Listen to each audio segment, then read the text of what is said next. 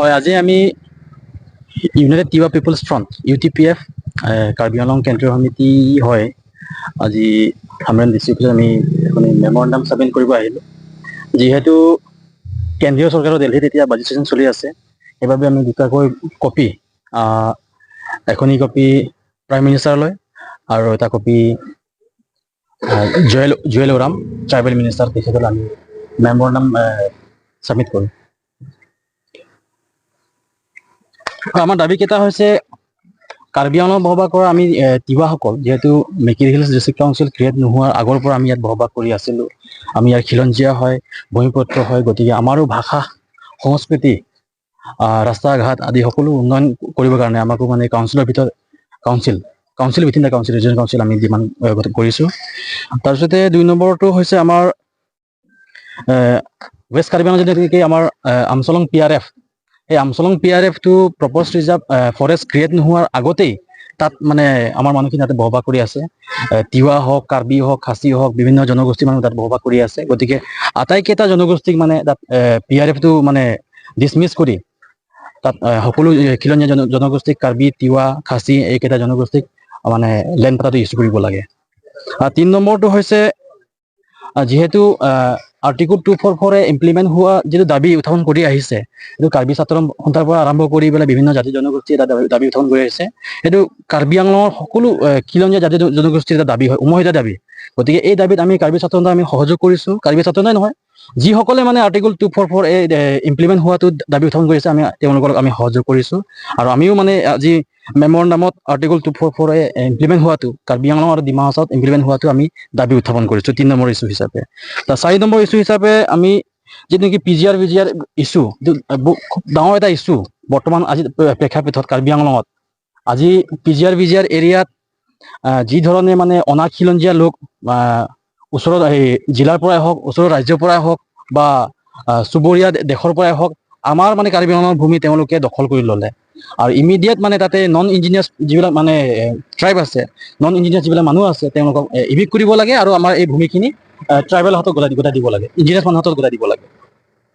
তাৰপিছতে 5 নম্বৰ হিচাপে আছে কাৰ্বি আংলং বসবাস কৰা, যিহেতু আমি অলপতে কথাখিনি ক'লোঁ যে আমি তিৱাসকল খিলঞ্জীয়া ভূমিপুত্ৰ কাৰ্বি আংলঙৰে হয়। আৰু কাৰ্বি আংলং আমি বহুত দিনৰ পৰা বসবাস কৰি Mickey hills district council create নোহোৱাৰ আগৰ পৰা আমি ইয়াতে বসবাস কৰি আহিছোঁ। গতিকে আমি বাহিৰৰ পৰা অহা মানুহ নহয়। গতিকে আমাৰ মানে লেণ্ড পাটাত পোৱাত আমাৰ অসুবিধা হৈছে। বিশেষকৈ এই লাংহিন চেলাবৰ অঞ্চলত আমাৰ মানুহখিনি এতিয়াও লেণ্ড পাটা পোৱা নাই। ৰজাপথাৰ অঞ্চলত লেণ্ড পাটা পাবলৈ সক্ষম হোৱা নাই, বা তুমফ্ৰেং দৰাদেৱী অঞ্চলত লেণ্ড পাটা পাবলৈ হোৱা নাই। আমৰিতো আমাৰ সেই অসুবিধা আছে, আমৰি দুৱাৰামলা অঞ্চলত। গতিকে ইমিডিয়েট লেণ্ড পাটা ইছ্যুটো আমাক কৰাই দিব লাগে। তাৰপিছতে 6 নম্বৰ ইছ্যু হিচাপে আছে বৰ্তমান কাষ্ট চাৰ্টিফিকেট সন্দৰ্ভত তিৱাসকলৰ, বিশেষকৈ তিৱাসকলৰ।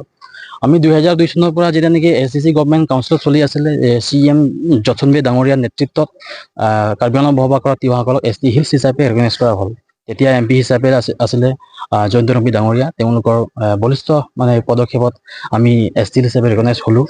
আৰু তেতিয়াৰ পৰা বৰ্তমানলৈকে আমাৰ কোনো তেনেকুৱা মানে ট্ৰাইব চাৰ্টিফিকেট লৈ পেলাই, কাষ্ট চাৰ্টিফিকেট লৈ পেলাই আমাৰ কোনো অসুবিধা সন্মুখীন হোৱা আমি নাছিলোঁ।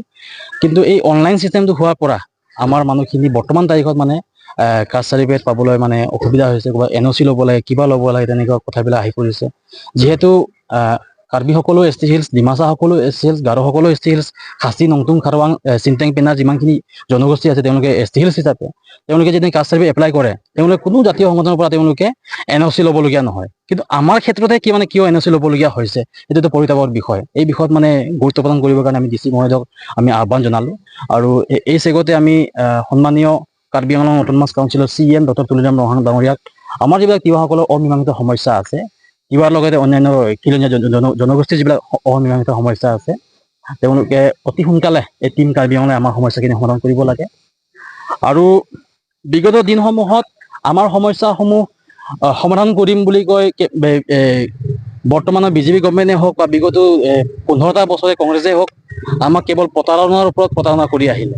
আমি উন্নয়নমুখ আমি দেখিবলৈ সক্ষম নহ'লোঁ। গতিকে অনাগত দিনত আমাৰ সমস্যাসমূহ সমাধান হোৱাটো আমি কামনা কৰিছোঁ। আৰু যদিহে তেওঁলোকে আমাৰ সমস্যাসমূহ লৈ পেলাই হেতালি খেলি থাকে, গেম খেলি থাকে, তেনেহ'লে আমি ইন ফিউচাৰত আমি ইয়াৰ প্ৰত্যুত্তৰ আমি দিম।